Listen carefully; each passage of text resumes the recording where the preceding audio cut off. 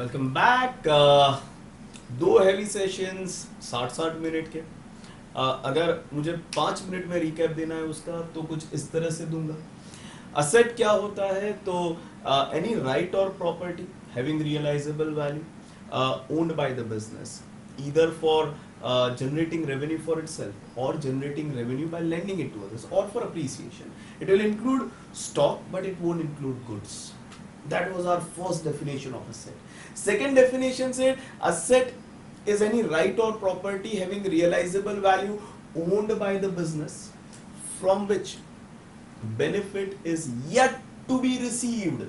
That's a key word. That's a key line. From which benefit is yet to be received on last day of current financial year. That was your asset. दूसरे दिन के session में हमने देखा classification of asset. What was classification of asset? तो if you can remember, assets के types नहीं होते, क्लासिफिकेशन होते हैं. पहला classification based on appearance, tangible intangible. दूसरा classification if you remember based on period of benefit. Okay, current asset, non current asset, 12 महीने के अंदर जिसका बेनिफिट खत्म होता है वो रादर करंट, जिसका बेनिफिट 12 महीने के बियॉन्ड रहता है वो नॉन करंट. और आखिरी जो था that was your based on realisable value. उसमें दो थे, रियल असेट और fictitious asset. Real assets are those assets which has realisable value. Realisable value बोले तो ability to get converted into cash. How will asset get converted into cash? The answer is by selling it. Hope that is clear. On the other hand, fictitious asset, the word fictitious was coming from word fiction, which means unreal or imaginary. These are the assets which don't have realizable value, but still they are shown in business books as asset. And that's why they are termed as fictitious asset or unreal asset or imaginary assets. अगर एक word में मुझे बताना है कि asset क्या है, तो या एक लाइन में अगर मुझे आपको समझाना है असेट क्या है, आपको किसी और को समझाना है कि असेट क्या है, तो असेट मेरे लिए वो राइट या प्रॉपर्टी है जिसमें से बेनिफिट मिलना बाकी है. कब? Remember, on last day of current financial year. That's your asset. Now that's not what we are discussing today. आज का हमारा जो डिस्कशन है that is on a term called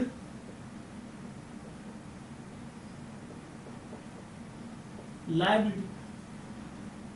Now this is a new term once again for you, but why I'm taking after asset? Because if you can understand, asset अगर दिन है तो liability आपकी रात है. Asset is white, then liability is black. If asset is left, then liability is your right.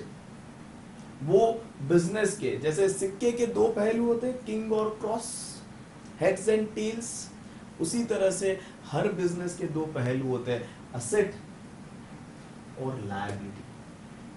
अब ये liability क्या है वो अच्छी तरह से हम समझेंगे, मगर वो समझने के लिए हम एक प्ले का उपयोग करेंगे और उस प्ले में अंडरस्टैंड करेंगे कि लायबिलिटी बिजनेस के लिए क्या है.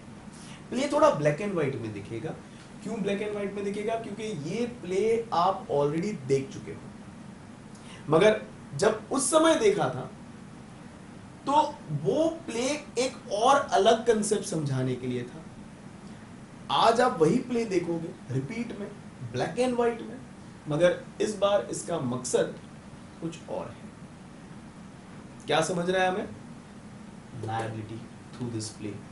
So let's not waste time and let's go to our play and understand the play. In the play, in fact I'll say understand in the play what is liability. आप देखते रहना, ठीक, कुछ होने वाला है, मगर वो क्या होने वाला है वो प्ले के बाद में बताता हूं. ठीक है? So let's everyone go to the play. जैसे कि आप लोग देख सकते होंगे, ये जो हमारा प्ले है उसमें दो कैरेक्टर है। एक जो आपको राहुल सर दिख रहे हैं सामने, he is going to play as a sole proprietor, और दूसरा जो आपके सामने एग्जैक्ट सामने नहीं दिख रहा है, मैं रिपीट कर रहा हूँ, नहीं दिख रहा है, वो यानी मैं बोले तो I am going to represent business, and as I told you business is intangible. उसका कोई शेप नहीं है, कोई फॉर्म नहीं है, उसका कोई साइज नहीं है, इसलिए as you can see chair is empty. So that empty chair represents me and Rahul sir represents a sole proprietor. So let's start the play, please on. यार बिजनेस स्टार्ट करना है मुझे, बिजनेस सब है मेरे पास, मुझे बिजनेस स्टार्ट करने की जरूरत है। राहुल, आप मुझे याद कर रहे हो क्या? हाँ मैं बिजनेस बात कर रहा हूँ राहुल। हाँ तो मैंने सुना आपको बिजनेस स्टार्ट करना है। यस, मुझे बिजनेस स्टार्ट करना है। आपको पता है बिजनेस स्टार्ट करने के लिए आइडिया चाहिए, आपके पास क्या आइडिया है मुझे शुरू करने के लिए? यस, मेरे पास एक आइडिया है। और आपको क्या ये पता है आपके पास रिसोर्सेज भी होने चाहिए स्टार्ट करने के लिए, क्योंकि फ्री में कुछ शुरू होता नहीं है। मतलब रिसोर्सेज मतलब पैसा ही ना? You can say money, whatever basically can add to productivity. हाँ तो मेरे पास सब है, क्या चाहिए बोलो। बिजनेस स्टार्ट करने के लिए मेरे पास सब कुछ है। अच्छा बोलो। अच्छा अच्छा, ठीक है, तो एक काम करते हैं, पैसे से शुरू करते हैं। कितने पैसे हैं तुम्हारे पास? अरे बोलो कितने चाहिए, मैं तुमको सबसे पहले एक काम करता हूँ, रुको। ये रहे मेरे पास, मेरे 5 लाख रुपए कैश। इससे तो सिर्फ मैं शुरू होऊंगा, आगे के खर्चे आएंगे, एक्सपेंशन आएगा। I don't think this is enough Rahul. Boss पैसों की कमी नहीं है मेरे पास, रुक। 5 लाख कम पड़ रहा है ना तुझे? रुक, ये रहा मेरा 10 लाख रुपए का चेक। 10 लाख रुपए का चेक। ओके, तो 10 लाख आपने चेक से दिया, 5 लाख कैश दिया। आई थिंक अब मैं शुरू तो हो जाऊंगा, मगर राहुल आई थिंक हमें ऑर्डर्स लेने के लिए, प्रोडक्शन करने के लिए थोड़ा ट्रांसपोर्टेशन फैसिलिटी चाहिए। तो इस रुपए में से गाड़ी ले ले हम क्या? गाड़ी है, रुक मैं गाड़ी। किसके? तेरे पास गाड़ी है? मेरे पास गाड़ी है। अरे वाह, बहुत बढ़िया। ये रही मेरी गाड़ी। मेरी गाड़ी तुझे दी मैंने। अच्छा, तेरी गाड़ी तू दे रहा है मुझे? हाँ। ये एक कौन सी लाल वाली गाड़ी है ना? हाँ। ओके चल, एक लाल वाली गाड़ी आ गई, मगर एक गाड़ी से नहीं होगा यार, 2 गाड़ी तो मिनिमम चाहिए। इनफैक्ट ज्यादा हो तो भी बेहतर है, मगर दूसरी गाड़ी है क्या तेरे पास? बॉस बोला ना, पैसों की कमी नहीं है, दूसरी गाड़ी। अच्छा अच्छा, यानी तू अगर गुजराती में बोलूँ तो बेकार है। क्यों? अच्छा, बेकार। हाँ गुड। ओके, तो ठीक है, तेरे पास तूने मुझे 2 गाड़ियां दी, अब पैसे भी दिए, चेक भी दिया। ओके ओके, चलो चल शुरू करते हैं। सब मेरा है। अरे यार, क्या तेरा क्या मेरा, हम एक ही तो है। नहीं, ये मेरा पैसा मैं तुझे दे रहा हूँ, मेरा चेक, मेरा बैंक का पैसा तुझे दे रहा हूँ, मेरी गाड़ी में तुझे दे रहा हूँ। यानी am I suppose to return you back this? Yes, obviously. अरे यार, तो हिसाब रखना पड़ेगा, रिकॉर्ड करना पड़ेगा। तुझे सब रखना पड़ेगा, ऐसा सब कुछ। ये मेरा, मैंने सब कुछ तुझे दिया। तो चल हिसाब कर लेते हैं। हाँ। चल मैं कैलकुलेट करता हूँ तेरे लिए। गाड़ी कितने की है तेरी? मेरी ये गाड़ी 10 लाख की है और ये वाली 15 लाख की है। ओके, तो टोटल हो गया 25 लाख। हाँ। कैश कितना दिया तूने? 5 लाख। ओके, 30 लाख। और चेक कितने का दिया? ये 10 लाख का चेक। ओके, यानी टोटल 40 लाख रुपए तूने मुझे दिए हैं। 40 लाख मैंने तुझे दिए हैं। तो जिस दिन आई थिंक मैं बंद हो जाऊंगा, मुझे तेरे को 40 लाख लौटाने हैं, सही है? यस। ओके, और क्योंकि लौटाने हैं तो एक काम करते हैं, याद रख लेते, तू और मैं याद रख लेंगे तो चलेगा? नहीं, बिल्कुल नहीं, इसको रिकॉर्ड कर अपने बुक्स में। ओके ओके ठीक है, चल मैंने रिकॉर्ड कर लिया है। 10 लाख का गाड़ी, 15 लाख का गाड़ी, 5 लाख का कैश और 10 लाख का बैंक। ओके बहुत बढ़िया राहुल, हम अब बिजनेस शुरू तो कर सकते हैं, मगर मुझे ऐसा लग रहा है राहुल कि ये थोड़ा कम पड़ सकता है, थोड़ा और cash. Business, are you female by gender? अरे ऐसा क्यों बोल रहे हैं? सब कम ही पड़ रहा है, जितना दे रहा हूँ सब कम पड़ रहा है तुमको। रिटर्न कर दूंगा ना, ऐसा कैसे बात करता है? लेकिन फिर भी ठीक है, और कितना चाहिए? तू कितना ला सकता है? अब ऑनेस्टली स्पीकिंग मेरे पास तो इतना पैसा नहीं है, लेकिन मेरे पास एक कांटेक्ट है, वो कांटेक्ट को मैं कांटेक्ट करूंगा तो वो अभी के अभी आएगा, सारे दूसरे रिसोर्सेज लिस्ट। रुक जा, ये तेरा फोन है क्या? हाँ पर ये मैं नहीं दूंगा तुझे। हम तो इसे रिमोट कहते हैं। ठीक है। हेलो हेलो कौन सर? ओके सर, मैंने एक बिजनेस शुरू किया है तो मुझे फंड्स और सबकी ज़रूरत पड़ेगी, तो प्लीज़ आप जितना जल्दी हो सके उतना दे, मैं और मेरा बिजनेस साथ में बैठा हुआ है बात करने के लिए। Thank you. फोन लगाया तूने? मेरा एक दोस्त है कुंज, उसको। यानी पैसा वैसा लेकर आ रहा है? पैसा वैसा सब, तुझे जितनी भी रिक्वायरमेंट है सब वो लेकर आ रहा है, देख। यानी अब मेरे दो ओनर होंगे? एक नहीं, याद रख, मैं तेरा ओनर और तू मेरा बिजनेस, अपने दोनों का ही ये डीलिंग है, तेरा कोई दूसरा ओनर नहीं है, वो सिर्फ एक इन्वेस्टमेंट पर्पज से आ रहा है, वो कोई फर्स्ट पार्टी या सेकंड पार्टी नहीं है, वो एक थर्ड पार्टी है, याद रखना ये। ठीक है इतना ज्यादा पॉजिटिव मत बन। हाँ समझ गया मैं, अब आने दे उसको। हाँ, और दूसरा एक चीज हमेशा याद रखना, यहाँ से जो भी डीलिंग होगा तेरा, वो सब मैं करूँगा, ठीक है? तेरे लिए जो भी अच्छा है बुरा है सब मैं सोचूंगा, तेरा सारा डीलिंग मैं करने वाला हूँ। यानी you are going to be face of me? Yes, बीच में मत बोलना तो। ठीक है चल आने दे, अब वो बाहर ही खड़ा है, मैंने देखा अभी उसको। बहुत नजर जाती है दूसरों पे। और भाई साहब कैसे हो? जब तक बैठने के लिए बोला ना जाए तब तक बैठने का। अब बिजनेस में मदद करने आया हूँ। मदद करना है, ओनर हूँ। ओनर यहाँ पे बैठने की परमिशन सिर्फ ओनर को दी जाती है, आप ओनर नहीं। काम की बात पे आते हो। ठीक है, मैंने आपको कॉल किया था क्योंकि मेरे बिजनेस को एक्सपांड करने के लिए मुझे कुछ पैसा चाहिए था। Meet my business. Hi. Hi business, कितना पैसा चाहिए आपको? मैं बोलूं? नहीं, बात मैं उसके बिहाफ पे करने वाला हूँ, तो बताओ। उसकी तरफ देखना भी मत।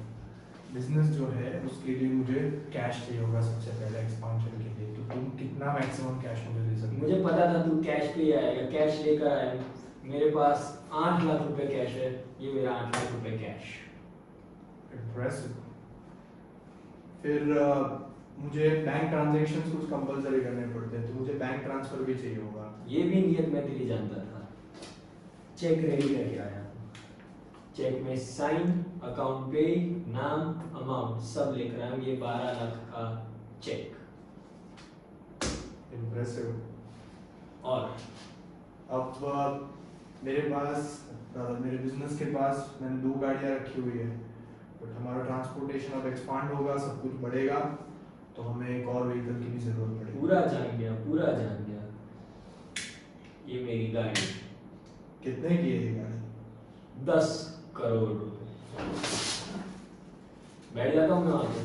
सर आप ही बैठ जाइए, तो फिर आप ही बैठ जाइए। चल रहने दे, बैठ जा। 5 लाख।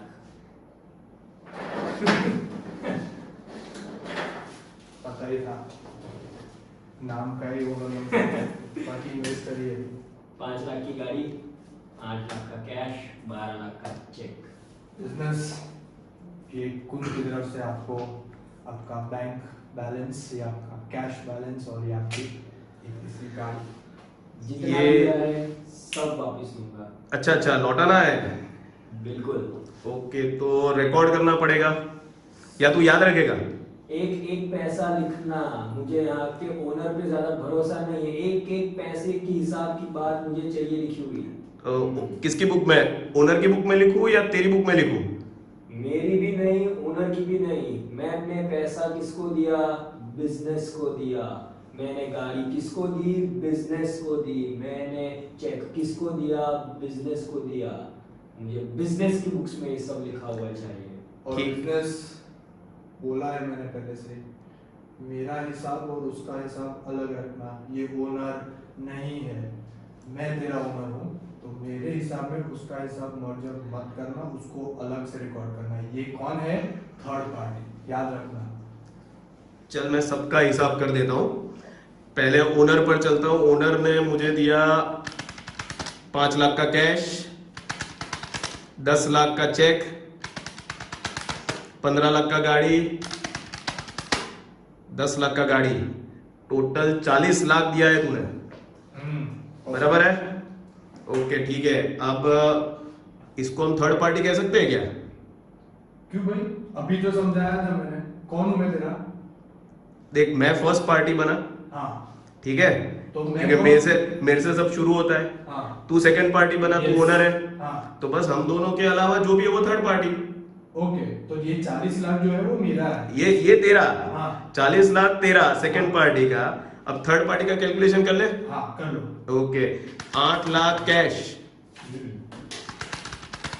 12 लाख का चेक, 10 करोड़ का गाड़ी था। तू गिन सकता है, पर अभी के लिए तुम्हारे ओनर से बस होगा नहीं। मेरा बिजनेस है, ठीक से 5 लाख जो है बोल 5 लाख ठीक है, 5 लाख का गाड़ी, टोटल हुआ 25 लाख। तो 25 लाख हो गए थर्ड पार्टी के और 40 लाख हो गए तेरे। मगर इसको हम कंफर्म कर ले एक बार, हम टोटल कर लेते हैं कि मेरे पास यानी बिजनेस के पास कितनी गाड़ियां हैं, कितना बैंक बैलेंस है और कितना कैश है। तो मेरे पास 15 लाख की एक गाड़ी, 10 लाख की दूसरी गाड़ी और 5 लाख की तीसरी गाड़ी, यानी टोटल 30 लाख रुपए की गाड़ियां हैं। चेक की बात करते हैं। मेरे पास ओनर का 10 लाख का चेक और थर्ड पार्टी का 12 लाख का चेक, यानी 22 लाख के बैंक बैलेंस हो गया। अब यानी टोटल 30 लाख की गाड़ी, 22 लाख का बैंक बैलेंस, यानी टोटल मेरे पास रिसोर्सेज हो गए 52 लैक्स। और कैश की बात करते हैं तो आई थिंक तेरे 5 लाख थे ओनर और 8 लाख थर्ड पार्टी के थे, टोटल हो गए 13 लाख। तो 30 लाख की गाड़ी, 22 लाख चेक, 52 लैक्स और आखिरी में आया 13 लाख का कैश, टोटल हो गया 65 लाख। यानी 65 लाख का टोटल रिसोर्स, जिसमें 40 लाख मुझे ओनर ने दिया और 25 लाख मुझे थर्ड पार्टी ने दिया। सही है सब? एकदम सही। ठीक है। बोला था ना, बारिश कर दूंगा पैसों की। अरे। हो जाए मेरी। बस अब साथ में बिजनेस करेंगे और बहुत बड़ा प्रॉफिट कमाएंगे। बैक पहले प्ले थोड़ा देख लेते हैं। प्ले पुराना ही था, as you saw it. Play में क्या देखा तो राहुल सर कोई कुर्सी के साथ बात कर, कोई कुर्सी नहीं, दैट कुर्सी was representing business. He was talking to the chair, that is business, and he was, if you can understand, giving something to the business. For what? For commencement. कम पड़ा resources, तो business ने बोला और पैसा चाहिए और resources चाहिए। Rahul sir ने बोला ठीक है। उन्होंने अपने एक दोस्त को कॉल किया, कुन सर आए, उन्होंने भी कुछ business को दिया। इन दोनों को रिकॉर्ड करना था। याद है क्यों रिकॉर्ड करना था? Because owner and business are different. Business and Kunsar are different. All are different. So whatever business is getting from owner, whatever business is getting from Kunsar or maybe other than owner, business is supposed to return back. And because it is supposed to return back, तो उसको याद रखना पड़ेगा। याद रखने के लिए लिखना पड़ेगा। कैसे लिखेंगे? तो if you can remember, ये पूरी कहानी हमने कुछ इस तरह से दिखाई थी कि in every business there are 3 parties involved. First is first party, second is second party and third is third party, जिसमें फर्स्ट पार्टी बनता है हमारा बिजनेस। वो खाली कुर्सी, which doesn't have shape, size और फॉर्म, सिर्फ आवाज थी और वो आवाज मेरी थी। सेकेंड पार्टी बनता है हमारा ओनर, जो हमारे केस में थे राहुल सर, और third party is basically anyone other than owner and business, जो हमारे केस में थे कुंसर। एक और चीज जो हमने समझी थी उस सेशन में कि remember we are not writing in books of second party, we are not writing for third party. Remember whatever you are writing in books of business. तो जो भी ट्रांजैक्शन आप देखोगे वो सारे के सारे फर्स्ट पार्टी यानी बिजनेस के एंगल से देखोगे। But will represent the business for all transaction, answer is owner, second party. But जो सीन में आपने देखा कि बिजनेस को अपने आप को शुरू करना था, तो शुरू करने के लिए रिसोर्सेज चाहिए। रिसोर्सेज कहां से आएंगे? तो बिजनेस के पास दो ऑप्शंस है। ऑप्शन नंबर 1, पहला, if you can see the arrow coming towards business, so owner is giving resources to business in the form of cash, in the form of bank transfer and in the form of car. And now I can say owner ने अपने assets business को दिए, क्योंकि asset define कर लिया है। तो hope you can see that and hope you can understand that। but जब owner business को benefit देता है, are business and owner same? No. Is business supposed to return this back to owner? Yes. Business is supposed to return this back to owner. And because business is supposed to return this back to owner, business is supposed to record this in their books. How will they record it? So simple. Rahul, if you can remember the number, 40 lakhs. What is this indicating? That Rahul has given business cash, bank and car worth 40 lakh, which business is yet to return back. Hope that is clear.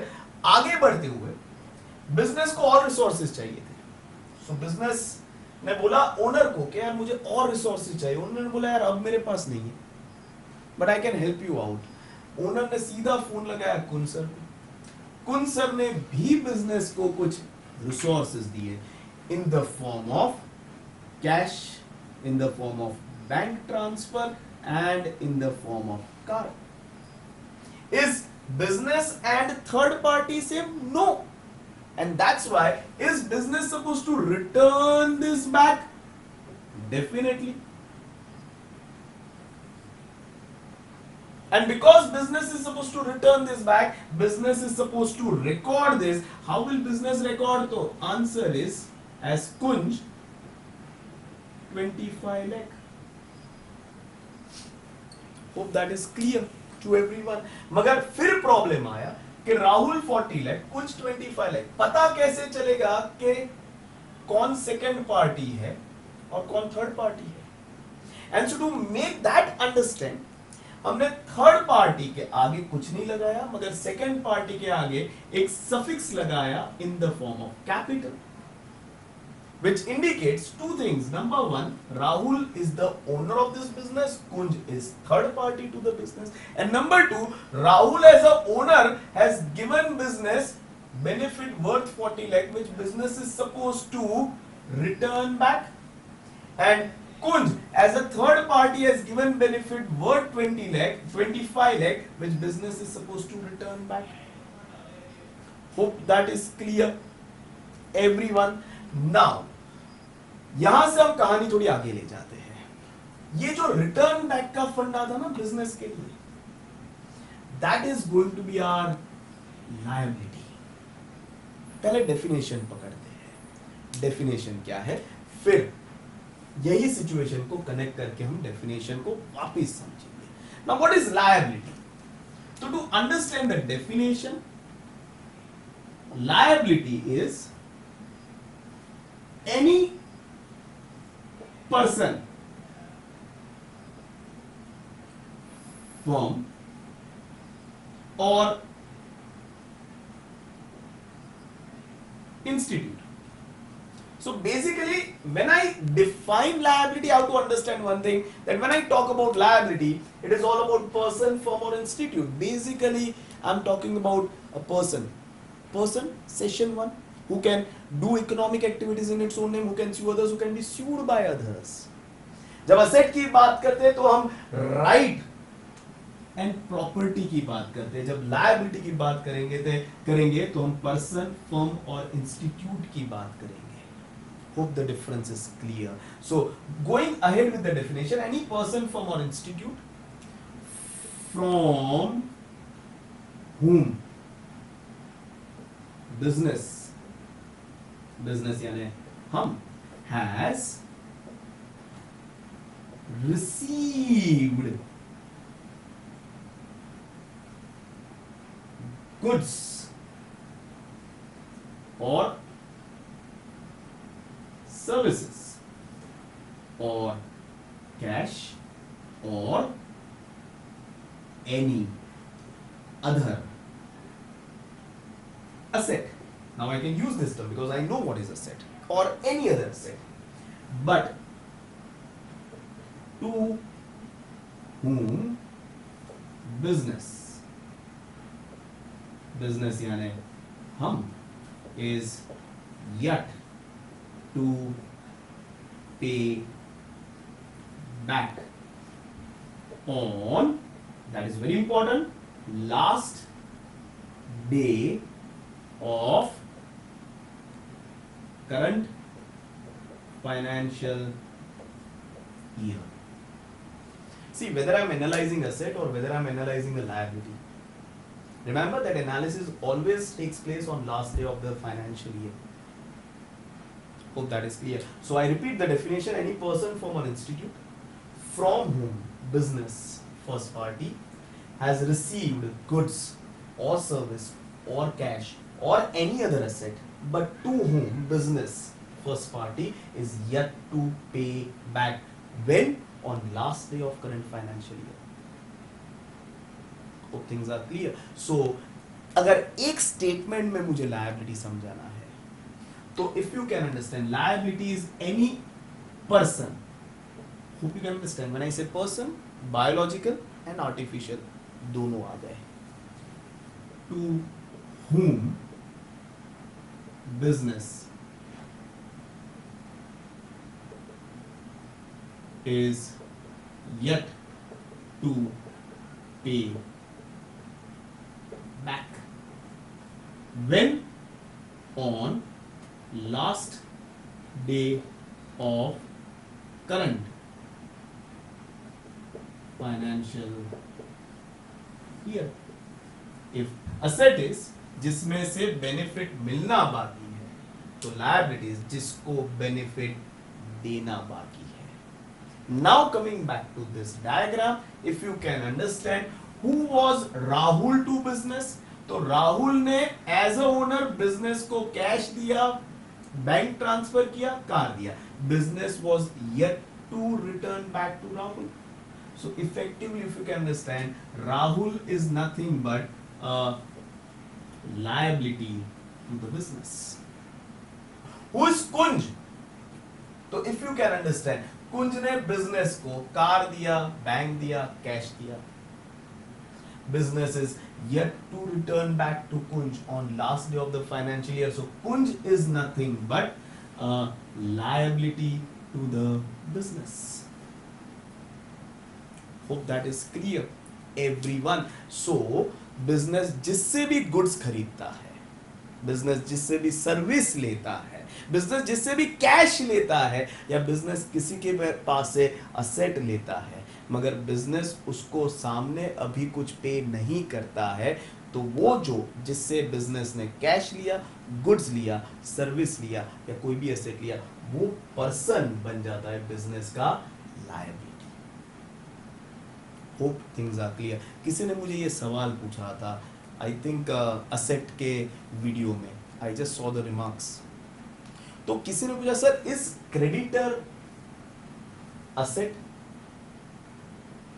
अब मैं आपसे पूछता हूं, is creditor your asset? Go back to your definition of creditor. If you can remember, it was a very similar definition. creditor is a person from whom you have received goods and service but to whom you are yet to pay back. So yet to pay back है, जबकि asset is benefit मिलना बाकी है. तो creditor remember can never be your asset. What is your asset is debtor, जिसको आपने goods बेचा, service दी, cash दिया और जिससे benefit लेना बाकी है. So debtor is your asset and creditor is your liability, from whom you have received goods or service but to whom you are yet to pay back. When? On last day of current financial year. Hope things are clear, everyone. In one sentence, what is a liability? Liability is a person to whom business is yet to pay back. When? On last day of current financial year. Hope things are clear. आज सिर्फ इतना करेंगे, ठीक है. कल के session में, कल डाउट सेशन है मगर मैं कल डाउट सेशन नहीं लूंगा, परसों डाउट सेशन लेंगे. कल के सेशन में जैसे असेट के क्लासिफिकेशन थे उसी तरह से लायबिलिटी का भी क्लासिफिकेशन है. तो कल के सेशन में वो क्लासिफिकेशन की बात करेंगे, ठीक है. So I end this session over here. Hopefully आपको जो अब तक कुन सर कौन है उस समय हमने बात नहीं किया था, अब पता चल गया. कुन सर भी बिजनेस का लायबिलिटी है, राहुल सर भी बिजनेस का लायबिलिटी है, क्योंकि दोनों ने बिजनेस को बेनिफिट दिया और business is yet to pay them back. If you can remember, जब क्रेडिटर एज अ टर्म किया था, आज उसके पीछे की भाषा समझ में आए, उसका स्वभाव समझ में आए. Who is creditor to you? वो बंदा जिससे हमने गुड्स खरीदा था. If you can remember, Rahul sir coming to Soham sir, me buying those bottles, if you can remember, और 20 दिन के बाद वो मुझे पैसा देने वाले थे. तो for Rahul sir, if you can understand, I am his creditor. उसने मेरे पास से गुड्स खरीदे और मुझे पैसा देना बाकी था. तो for Rahul sir business, I was his creditor, I was his liability. Hope the term liability is clear. कल के सेशन में classification of liability. Stay tuned. As I always say, hashtag घर बैठे पढ़ो. Stay home, stay safe. Take care of your physical and mental health. Bye bye. See you all tomorrow. Take care.